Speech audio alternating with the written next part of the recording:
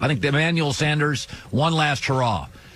Good to have you in. So I saw this story. My dad was an optometrist. I used to go on Saturdays with my dad to his optometrist office. I've seen a lot of eyes in my life.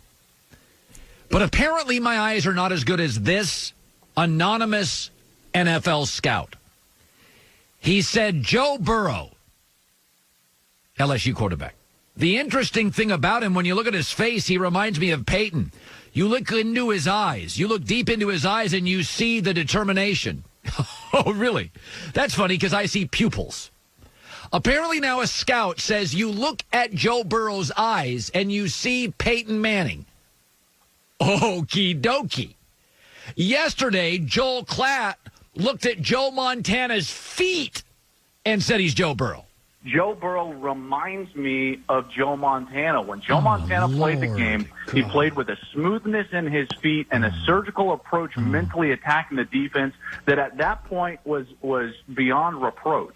He had no peer at that point in the way that he played. Burrow is similar to that. He's so smooth. The basketball background, the absolute competitive nature that you see when he gets hit and bounces back, the surgical nature in which he sees the weaknesses in the structures of the defense, and then he goes out and attacks them. I love Joe Burrow, man. Yeah. The eyes, his eyes. I look at his eyes, and I see Brady. I look at his eyes, and I see Peyton Manning and Joe Montana. And there was this gem on the NFL Network. Listen to this one. The comparisons right now are you and Tom Brady. Die! Your response to that? Please don't compare me to the best player of all time. All right, let me do my own thing. Don't do that to me, please. All right. It's high praise, though. It is, but it's Tom Brady. Okay. Brady, Peyton Manning, and Joe Montana. Those are the comps. Because I look into his eyes, and I see imagery. Oh, it's Peyton Manning. It could be Cooper Manning. You can't tell the difference. You got to be kidding me. You guys are now all optometrists. All right. Junior year at LSU. Peyton Manning, my bad, Joe Burrow, 16 touchdowns, 13 games. He threw 2 against Rice, 2 against Southeast Louisiana, and 4 against UFC. Bama didn't have one. Georgia didn't have one. Florida didn't have one. 8 touchdown passes against the SEC with all those same players. By the way, Peyton Manning came into the league, inherited a Hall of Fame GM, Bill Polian, by his second coach, Tony Dungy. Had a Hall of Fame coach. Montana inherited Bill Walsh. Maybe you've heard of him. Brady inherited Bill Belichick, Robert Kraft. Joe Burrow is inheriting the cheapest owner. They don't have a GM, and Zach Taylor. Could be good, no idea. You don't think that's going to matter? I like Joe Burrow. He's a B-plus prospect. He's a really good kid. He is a franchise quarterback. It's like I always said about Baker. He's a franchise quarterback. He's not number 1. He's not a guy I would draft, but he's a franchise quarterback. Burrow's a way better prospect than Baker Mayfield. But he's not Elway. He's not Trevor Lawrence next year. He's not Andrew Luck. He can't overcome that. And the other thing is, never forget this, when Peyton Manning came in the league with a Hall of Fame GM and a soon-to-be Hall of Fame coach, Tony Dungy, he came into the AFC East South. I think it was the AFC South now at the end, but it was AFC East, I think. It was mostly dysfunctional. Brady inherited the AFC East. As Joy knows, that's completely dysfunctional. Joe Montana in the 80s had the New Orleans Aints, that's what they were called, the goofy Atlanta Falcons, and the hit-and-miss Rams. Joe Burrow is inheriting, in my opinion, the best roster in the NFL now in post-free agency in Baltimore. Loaded.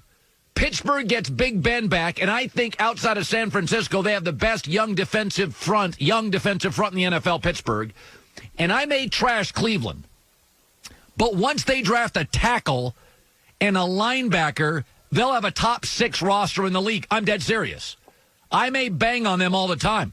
Once they get left tackle solved, and once they get another linebacker, Cleveland is stacked. I don't know if Stefanski can coach, but their roster's great. Receivers, backs, tight ends, pass rushers, corners. Cleveland's stacked. They need a linebacker, a left tackle, probably somebody else in the back end. That division is the opposite. You got Pittsburgh's never terrible. Tomlin's never had a sub-500 season. Baltimore is rarely bad. So you're talking about Joe Burrow's going to inherit a below-average owner, a suboptimal head coach in a brutally good division with two of the best ownership groups in the NFL, Baltimore and the Rooney family. Is anybody considering, again, we know this to be true, where you land matters. This Joe Burrow stuff is... People look in his eyes, and they see Peyton Manning. You know what? I'm going to look into his eyes in October, and you know what I'm going to see with Joe Burrow? Fear.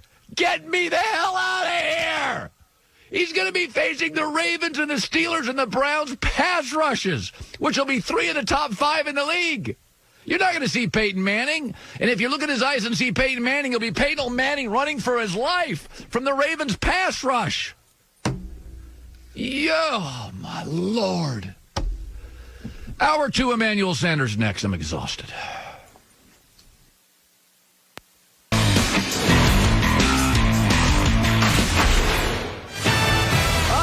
Here we go. Hour 2. We are live in Los Angeles. This is The Herd.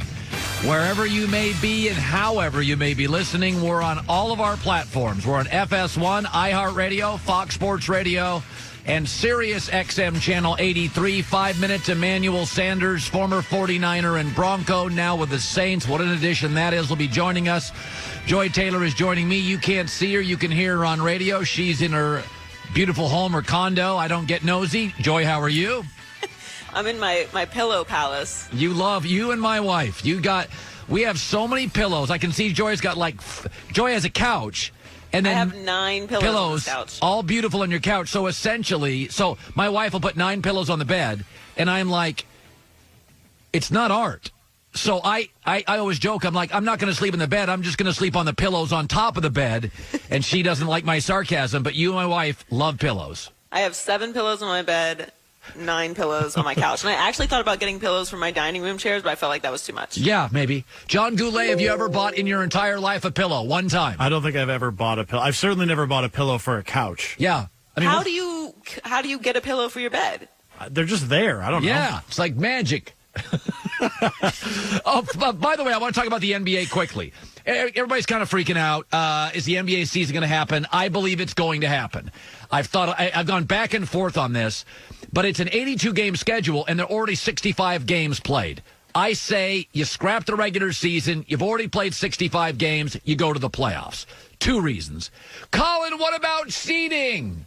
Who gives a rip? First 20 games may not have fans. Who cares about seeding? You could play all these games in Dallas or Houston or L.A. It's not going to matter. There's going to be no fans there. The seeding argument's stupid. Secondly is, what truth in the NBA have we not discovered through 65 games? Miami's better than we thought. They'll get in. Philadelphia's been disappointing. They'll get in. Let's go to the West. The top 4 teams are Lakers, Clippers, Nuggets, Jazz. Myself included, Joy included, everybody had them top 4. Houston, been disappointing. They'll still get in. Oklahoma had been surprising. They get in. Dallas, great offense, no defense. They'll get in. And Memphis with Ja Morant, remarkable story. Are you really going to throw a tizzy that the Portland Trail Blazers, who are not a championship team, offensive backcourt, neither plays D, they're not getting in? Really? Going to throw a tantrum over that? Let's go to the East. The Bucks and the Celtics and the Raptors are really good. It's been established. Again, Miami, surprisingly good. They're in. Philadelphia, disappointing. They're in. The cutoff team, you're going to complain the Wizards don't get in. They're 750 to 1 to win a championship. Really? You are literally, this is outrageous. The Wizards, they're not even good with John Wall, and they don't have him. That team, so you're going to argue because the Blazers, who I root for because I live there, and the Wizards don't get in. It's been established. Seeding doesn't matter because many of these playoff games, the first round anyway, will not. The finals they'll play somewhere, but first round's going to have no fans if they go May, June, July, or whatever. And the second thing is, tell me the truth that hasn't been realized. They all get in. Oklahoma City, Miami, better than we thought. Both get in. Houston, Philly, disappointing. Still get in. We know what the league is. It's going to come down to the Bucks, the Celtics, the Raptors, the Lakers, the Clippers, Denver, and the Jazz. Pretty much what we thought. I mean, Philadelphia's been disappointing, but they'll still get it and have a chance. Mark Cuban sounds like to me he wants an NBA season.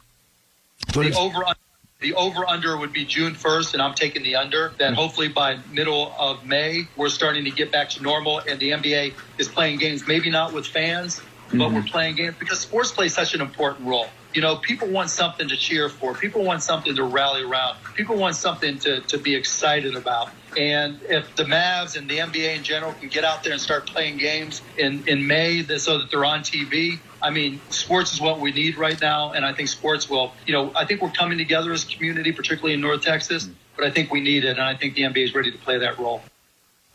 Emmanuel Sanders has been a total pro. He got drafted in the third round, which has always been remarkable about the NFL draft. Half the players are undrafted. Many of the stars are not top 10 picks. He starts with the Steelers, great career. Goes to the Broncos, productive. Goes to the Niners, just the energy they needed on the perimeter.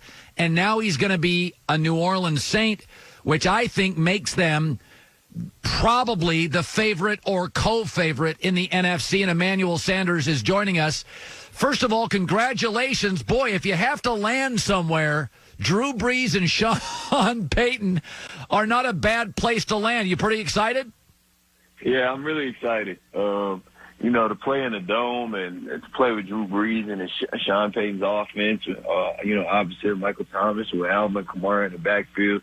Like, who wouldn't be excited, And so I know that it's exciting times. I know on paper we look really good, but, right now I'm getting ready to go outside and run because I know we got to put the work in order to attain what we want to attain, and I'm all in for it. It's funny. I have some connections to the 49ers, and I was talking to a person within the organization when you got there, and they said, he's such a veteran that he figured the playbook out quickly. And for those who forget, you walked into the Niners, I think it was game one, you were productive. Why? Some guys can do it and some guys can't, Emmanuel. Why are you able to walk into a complicated offense and figure it out so quickly? What is it about? I've heard this about Teddy Bridgewater. I've heard this about Randy Moss. Some guys, it's innate. Why did you adapt so quickly to the Niners' complex offense? Yeah, I think pressure is something that you put on yourself, and how do you get rid of pressure is by preparing. When I first got to the Niners, right when I touched down, 30 minutes later, Wes Welker was in my room. We were going over the playbook, and I ended up studying like 3 hours that night, and got to work at like 5 in the morning the next day, and that was my first practice. And from day one, I jumped in as a starter and was trying to get every single rep. And another thing that really helped me out as well as San Fran is the quarterback's coach who was with San Francisco a year prior to me getting there. He was the offensive coordinator with the Broncos as well. So a lot of the plays were kind of the same. I just had to figure out the terminology and how to line up in different ways that they call certain things. And so it was a way smoother transition for me than it would have been for other guys in trying to get a midseason trade and pick up an entire playbook. Let's go back. Fourth quarter, minute 39 left. You beat your man badly down the field. Jimmy Garoppolo lets it go. What are you thinking? And about what point do you realize, damn, it's going to be long? Give me your thoughts in that moment and the play. Yeah, I mean, I remember Kyle called post route. Me and Jimmy connected with it at practice, and I was thinking, just here we go. Game's on the line, minute left, just Super Bowl, game's on the line. I said, here's my moment right here. I remember getting up on the cornerback's toes and beating him. I didn't even know it was a double team, but I saw the safety running, so I thought it was just quarters, but I come to find out it was a double team. I ended up beating the guys, and I see the ball in the air, and I'm like, go get it. And then probably about 3 or 4 steps after I saw the ball in the air, I realized this probably was a little too far, And so I just remember just trying to dig out and like really couldn't get to it. And the guy ended up tripping me, falling to the ground and clapping my hands because I knew that was a legendary moment. But I didn't know that the game was going to be over or be determined on that play because we still had another opportunity. But, but yeah, it slipped. It went right through our hands. The entire game right there was on the line. And so, Yeah. We didn't end up connecting, but it is what it is. It just wasn't our time. And so credit to the Kansas City Chiefs. They're the Super Bowl champions of this year. But, I'm looking forward to New Orleans and trying to make it up. By the way, Garoppolo gets a lot of heat. I defend him. I don't think he's Aaron Rodgers or Russell Wilson or Mahomes, but I think he's a really good player. What does he do well that you like, and what does he need to work on, in your opinion? Yeah, I think the difference between Jimmy and the rest of those quarterbacks is if you go and look at tape, he doesn't have as much film as those other guys. But if you do look at the film and if you do look at the games, he's won games, And so, before he got to San Francisco, I don't know their record, but I know once he got there, I think they won like 6 in a row. So yep. you could say, whatever. Well, people could say whatever they want to say about the guy, but he's a winner. And you go and check out his win percentage. His win percentage is high, and that's no mistake. That has a lot to do with him and his leadership and his work ethic. And Jimmy can go out and he'll throw 2 or 3 interceptions, but if you look at him, you'll never know because he just keeps coming at you. He keeps coming at you. And you take a guy like that who really hadn't had that much NFL experience in terms of playing in games, and you give him a couple years to keep working on their game and loving the game how he loves it. I mean, I feel like a lot of people might take back the words that they're saying about him because as of right now, he's a proven winner. And in his first year as a starter, this guy really has his first year as a starter, a full season. Yeah. He took his guy all the way to the Super Bowl and was very close in being, a Super Bowl champion. And so you can't discredit him for all that. Emmanuel Sanders, 11th season in the NFL, Steelers, Broncos, Niners, a Super Bowl champ with Denver, a 2-time Pro Bowler, and a pro's pro. Walks in, productive, gets it. So the Packers were interested in you, and the Cowboys were reportedly interested in you, and the Saints were the guys that land you. Take me through the process. You're talking perhaps to your agent. Did you think there was a moment you'd be a Packer or a Cowboy? No, Green Bay sent over an offer, and it wasn't exactly what I had intended for it to be, you know, and so we were communicating with them back and forth, but I don't know. Like, I just go by my heart, and I just didn't see Green Bay and I love the whole Green Bay Packers organization and its history and everything. I just didn't see me, in Green Bay. One thing that was important to me was really I wanted to go to an environment where I was happy. Happiness is everything.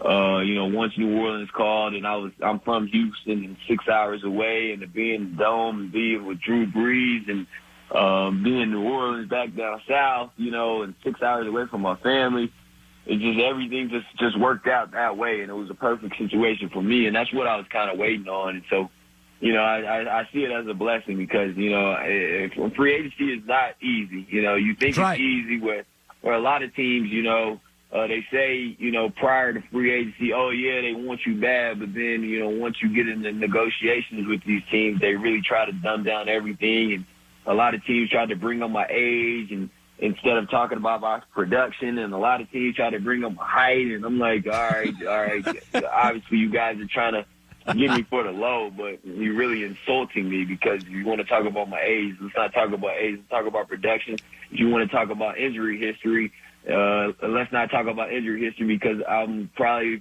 one of the only guys who started the season in the Hall of Fame game and went all the way to the Super Bowl and got traded mid-season and played 17 games. So I played the longest season that somebody could possibly be, and I stayed healthy during all that. But again, through the whole free agency process, I was blessed to end up where I really wanted to be, with a good team, a championship caliber team, at the right finances. So it ended up working out. Yeah, don't let anybody. All you point to is production. Hey, baby, I got gray hair, by the way.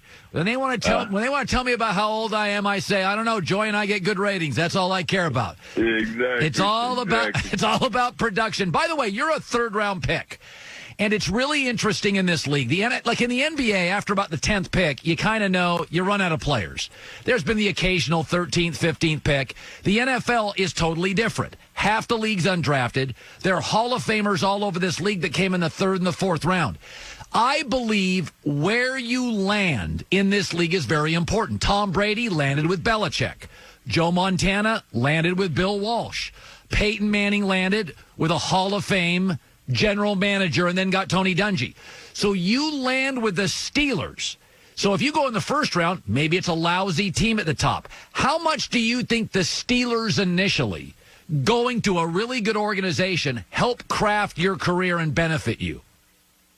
I think it helped craft it a lot. You know, I came straight into a great organization, a team who was like 2 years removed from the Super Bowl, and a team in my first year that went to the Super Bowl. And if I was a high draft pick, it probably would have never happened. And so, I'm blessed to have, a Hall of Fame quarterback in Ben Roethlisberger who was hard, to deal with, maybe, hard on us. But, I feel like we learned a lot, from him and how to go about the NFL business and, how to work hard and how to stay focused and how to stay locked in. And I think that really helped. And I think just my career alone, if you look at my career, and, I read a stat that saying, if we go to the Super Bowl this year with New Orleans, I'll be the 4th player the first player in NFL history to play in 4 Super Bowls with 4 different teams, and I thought that was amazing. And when I look back on it, it's because, me going in the 3rd round and the type of player, I've never really cashed out like huge amounts of dollars. But if you look at it, I've always been one of those mid-tier guys who with fair money where I can go to great teams. And these great teams are going to Super Bowls. And so that's why I was able to go to Denver because, I signed a mid-range deal and another mid-range deal. And then I went to San Fran, which it was not too much money. And now I'm in New Orleans because I'm at 9 to 10 million, which is a fair deal. And now I'm on a great team. So I take all of that into account. And a lot of people, they might see it another way, but I see it as a blessing because, if you can get paid and you can win and you can go to Super Bowls, I think that's a win-win all in all. So, I'm extremely blessed that, I've been granted all these opportunities. Well, you know what? I just love talking to you. You and your cousin started a company called FanGauge, which is actually in this social distancing world we now live in, at least temporarily. People can connect with you through your company. Explain it to our audience. Yeah, so me and my cousin, which is like a brother to me, we grew up together. Literally, he was born a month apart.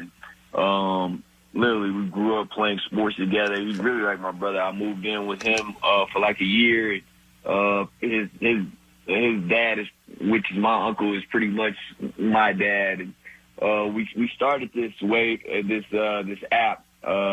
Or this company called FanGauge because I love being in touch with the fans. Like I love dialogue with the fans. And, I've been the type to pick up a FaceTime call with fans on Twitter and always try to interact with them. And so we're trying to figure out a way to get autographed pictures to fans who can't travel to meet their favorite celebrity, who might be in a different country, who loves NFL football or loves their favorite celebrity, but they can't connect with their favorite celebrity somehow. So we created this app in which you can upload a picture to it, and say, for instance, your favorite celebrity is having a signing that day, they can literally sign your picture, and once they sign your picture and press send, that picture goes straight to your phone, and you get it from your favorite celebrity. And we even went into details of having a video recording the entire time when your celebrity is doing a signing that he actually signed it, so you can actually see the video of your celebrity, your favorite celebrity, or whoever you want signing your picture as well. And we just thought it was cool to be able to do that for the fans and for the celebrity as well. Someone who probably doesn't even like to do signings in public or something like that, where they can sit at home and sign autographs and communicate with their fans and make somebody's day. And so it's been going well for us. And I just think right now, with the entire how the nation is right now with the virus going around, I think in order for fan engagement, if you're a celebrity or whoever, or if a fan wants to reach out, I just think it's the perfect time for it. And so we're really pushing this thing for for the fans and for the celebrities because we know times are hard. But if we can keep the energy positive around America, I think that will help the situation out a lot more as well. What a good guy. Fan Gauge is the company. It's Emmanuel Sanders. You didn't have to come on. You got stuff to do in your life, but I think you really delivered for our audience. We are huge fans. You over-delivered. You were better than I thought, and I had great hopes coming in. Good dude, productive as hell, and you're going to win a lot of games down in New Orleans. Take care of yourself, and good luck going forward. All right, take care of yourself as well, man. Thank you. You bet, Emmanuel Sanders. I talked to somebody in San Francisco last year, and they were just like, God, this guy is the best. Walked in, figured it out, first to practice. It was first or second game. It's like productive. That's what the NFL's looking for. Cam Newton's talented, but people question, is he distracted? Be focused, be a pro, get in early, work hard, and you end up making 2 years, $16 million as a veteran NFL player. And by the way, it's interesting who wanted him. The Packers, winning culture. The Saints, winning culture. Like winners want to recruit winners. It's a culture. They want the right kind of dudes there.